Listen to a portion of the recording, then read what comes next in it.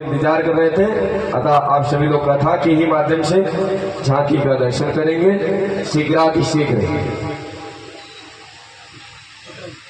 दीपेंद्र पंडित, विपेंद्र पंडित, दीपेंद्र पंडित, एक मास्टर साहब है, उनका हम नाम नहीं जानते, वो भी आए शीघ्रातिशीघ्र अपने सम्मान को प्राप्त करें।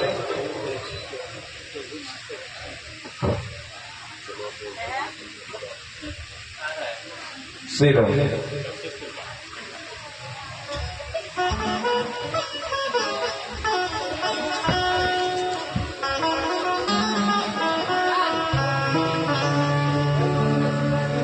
श्री राम।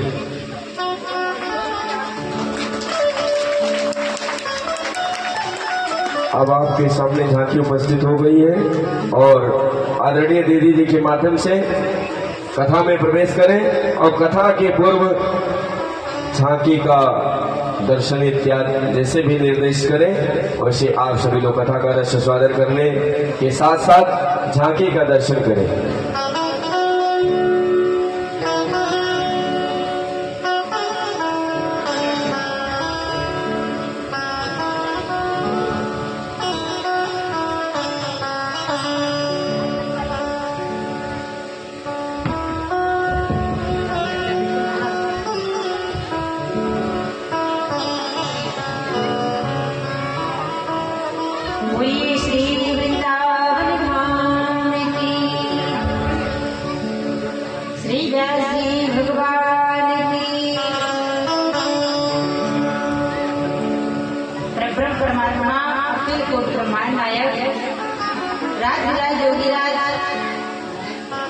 राधा वल्लभ जी के चरणों में प्रणाम,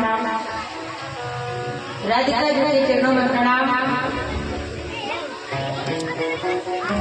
श्री हनुमत लाल जी महाराज के चरणों में प्रणाम, जिनकी पावन नगरी में बैठकर आप लोग कथा का निष्पादन कर रहे, जिनकी कृपा आप समस्त क्षेत्र वासियों पर बनी हुई है, ऐसे बाबा भोलेनाथ, बाबा बैद्यनाथ धाम के चरणों में प्रणाम, बाबा बासुकीनाथ के चरणों में प्रणाम। आज हम जिनके माध्यम से इस ग्राम तपसी में आए, ऐसे भैया डॉक्टर संतोष शुक्ला जी, ज्योतिषाचार्य जी, बड़ा सरल स्वभाव है उनका।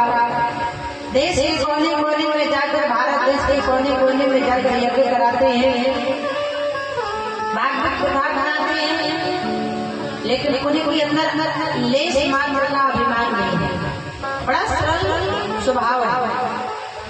और आज तो उन्होंने श्लोक के माध्यम से हमारे ठाकुर जी का इतना सुंदर पूजन किया, इतने दिव्य सरल और मधुर स्वर से भगवान को तिलक का श्लोक कराया, आरती का श्लोक कराया।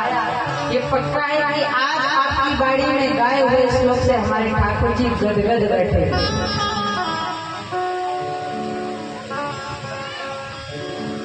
हम लोग तो इंग्लिश बोलते हैं, लेकिन जो कर्मकांडी ब्राह्मण है ना, वो देव भाषा संस्कृत में ही पूरा जितना हमारा बोलचाल का सिस्टम है वो पूरा देववाड़ी में कर सकते हैं।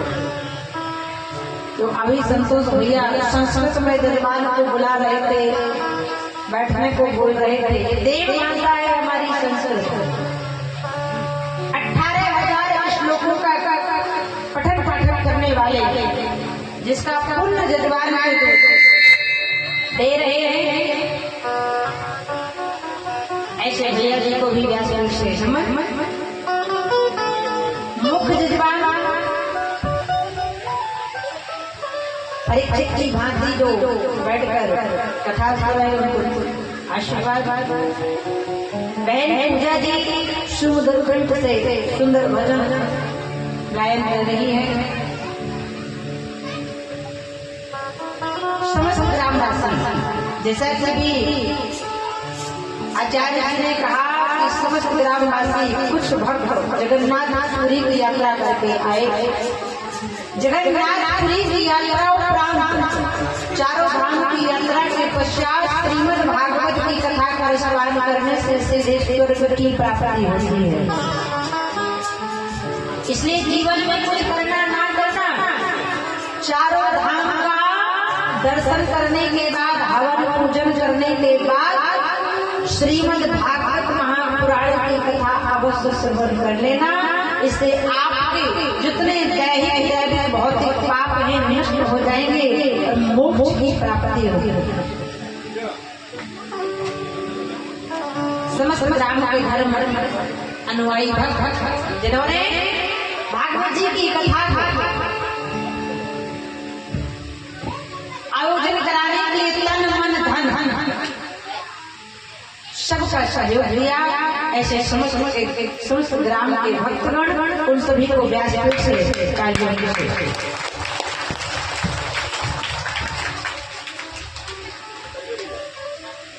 बनारस के पावन धरा से पधारी आचार्य जी, उनको भी साधुवाद।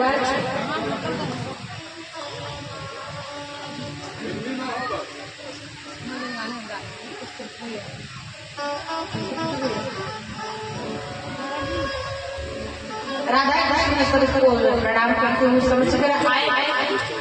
अब भागवत जी की कथा सभी लोग भाव से सुनते हैं।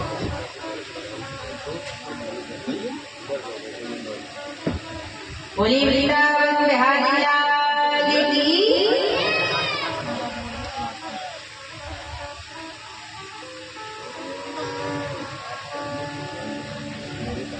कहते हैं श्रीमद् भागवत महापुराण की कथा बड़े पुण्यात्मा को श्रवण करने को प्राप्त होती है।